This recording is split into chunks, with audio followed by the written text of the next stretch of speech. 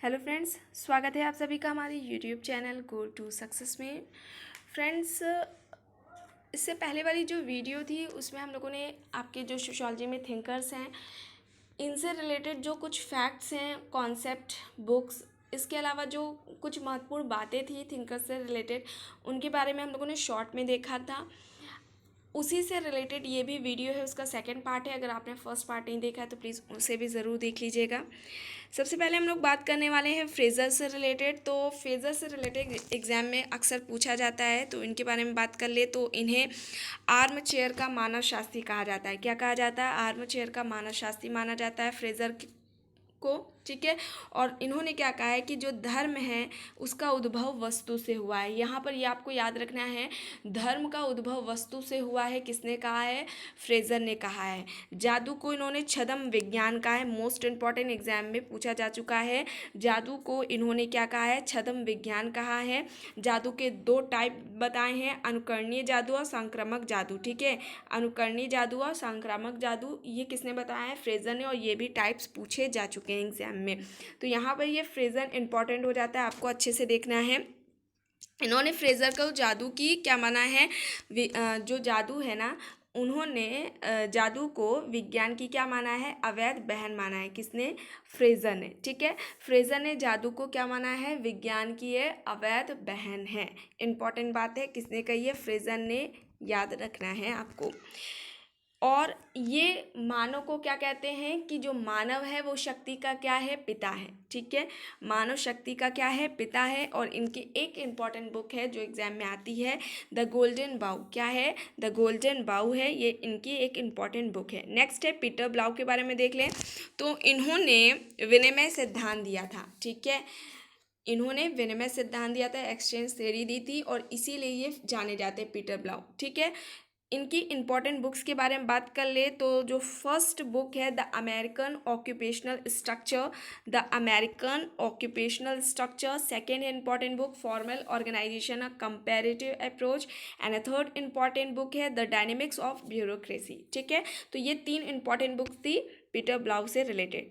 Next है Franz Boas के बारे में देखिए तो अमेरिकन सांस्कृतिक मानव शास्त्री हैं ये।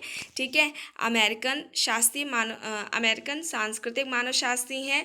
क्वैक्टिल जनजाति पर इन्होंने अध्ययन किया हुआ था। ठीक है, जो क्वैक्टिल जनजाति है उस पर फील्ड वर्क किया हुआ था, ये आपको याद रखना है। फील्ड वर्क से रिलेटेड इंपॉर्टेंट क्वेश्चंस आते हैं।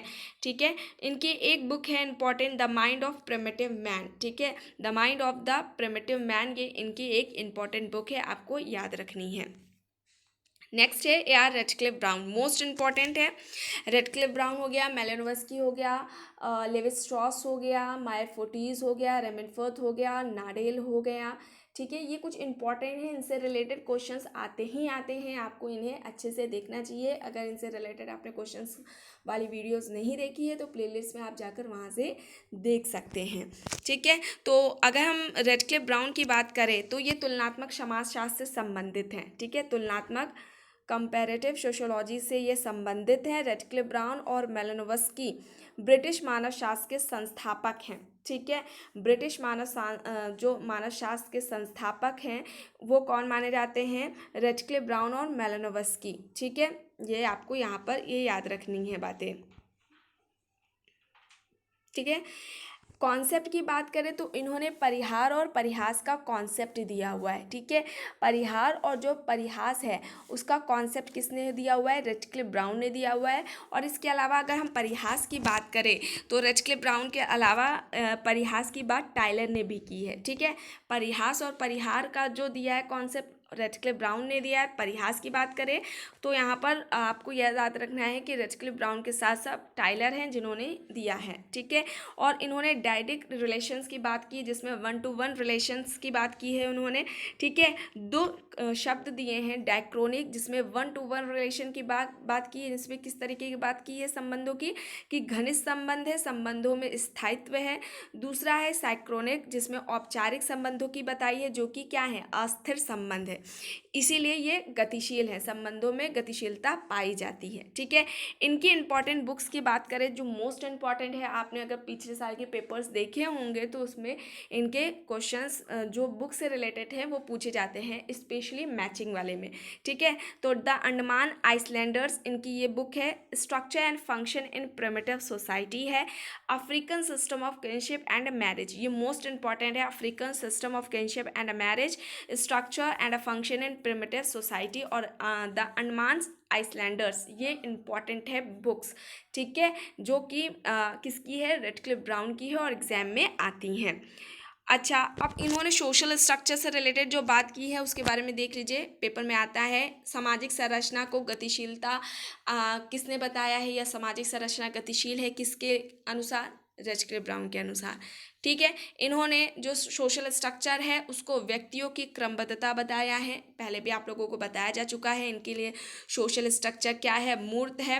व्यक्तियों के बीच जो संबंध पाए जाते हैं, इन्होंने उन संबंधों को सामाजिक संरचना का अंग बताया है, उनको पार्ट बताया है, ठीक है। व्यक्तियों के बीच में जो संबंध पाए जाते हैं सामाजिक संरचना का, उन्होंने इसे अंग बताया है।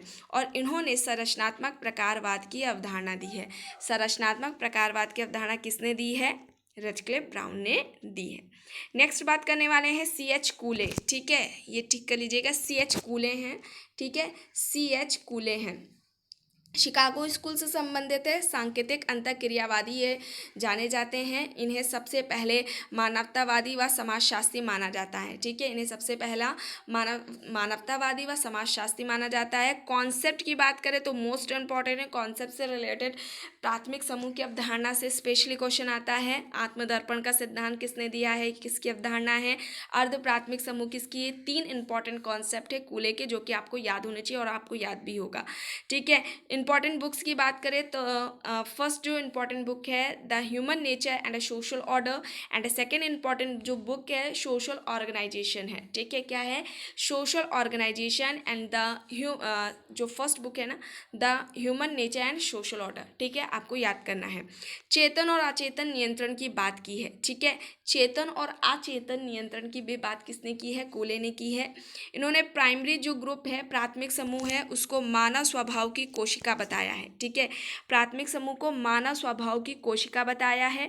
और जो प्राइमरी ग्रुप है उसके एग्जाम्पल्स की बात करें जो कि एग्जाम में पूछे जाते हैं, क्रीड़ा समूह, परिवार और पड़ोस को बताया है प्राथमिक समूह का उदाहरण, ठीक है।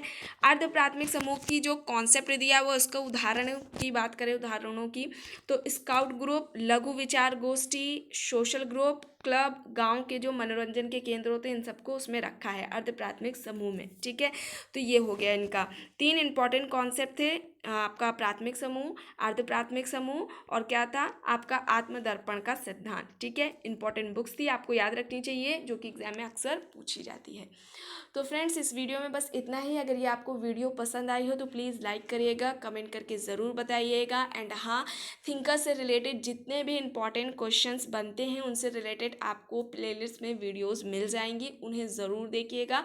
एंड बुक से रिलेटेड जो वीडियोस हैं उन्हें देखना चाहिए आपको। रिसर्च से रिलेटेड आपको वीडियोस एक भी मिस नहीं करनी चाहिए, क्योंकि फर्स्ट पेपर में भी क्वेश्चन रिसर्च से रिलेटेड पूछे जाते हैं और अभी टाइम बहुत ही कम बचा है, इसलिए अच्छे से पढ़ाई करिए। और अगर आपने पहले वाले जो पिछले साल में जितने भी क्वेश्चंस पूछे जा चुके हैं एंड जो रिपीट भी होते हैं उनसे रिलेटेड वीडियोस नहीं देखे हैं तो उनसे भी रिलेटेड वीडियोस प्लेलिस्ट में आपको मिल जाएगी, उन्हें भी ज़रूर देख लीजिएगा। चैनल पर आप नए हैं तो प्लीज़ चैनल को भी ज़रूर सब्सक्राइब कर लीजिएगा और इस वीडियो को जितना हो सके ज़्यादा से ज़्यादा लोगों के साथ शेयर भी ज़रूर करिएगा। Thank you.